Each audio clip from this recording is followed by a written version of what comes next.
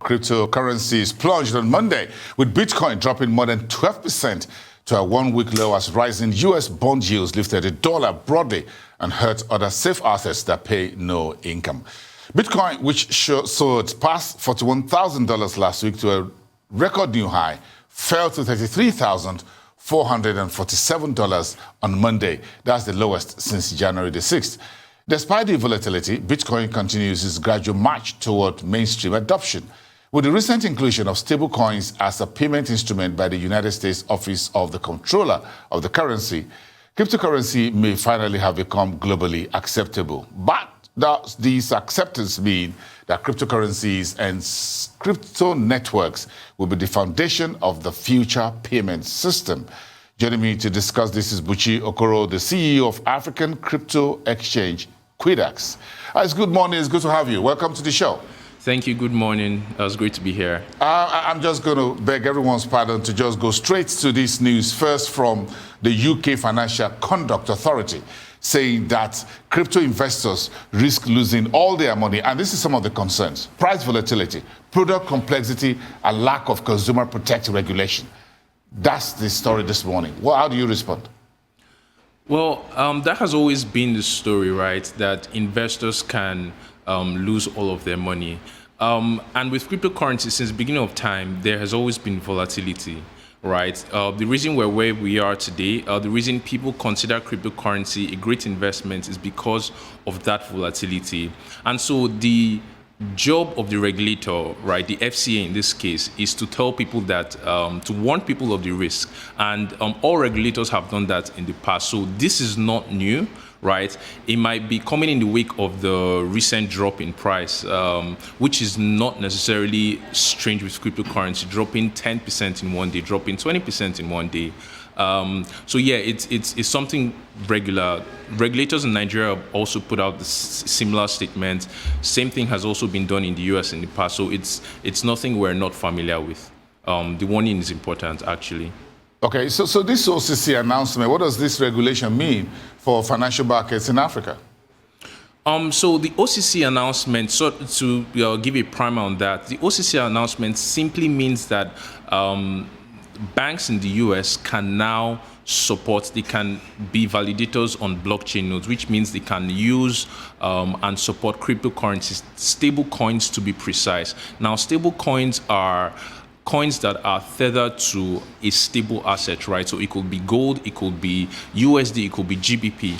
Now, the OCC has come out to say that banks can support stable coins. They can become validators on the nodes, which means they can verify transactions, and they can also bank stable coins for their customers. Now, what it means for the African market is because the entire world is largely dependent on the US dollar as the reserve currency, we'll start to see that a lot more regulators in Africa are tending towards the same directions. And if the banks in the US are able to support stable coins, it also means that there might now be a push for banks in Africa to also support stable coins. So that's sort of what it might mean for Africa, right? And then generally the regulation would most likely now be tending towards a bit more acceptance of stable coins and then cryptocurrency in general. Do you expect the same or similar regulation to happen within the Nigerian space?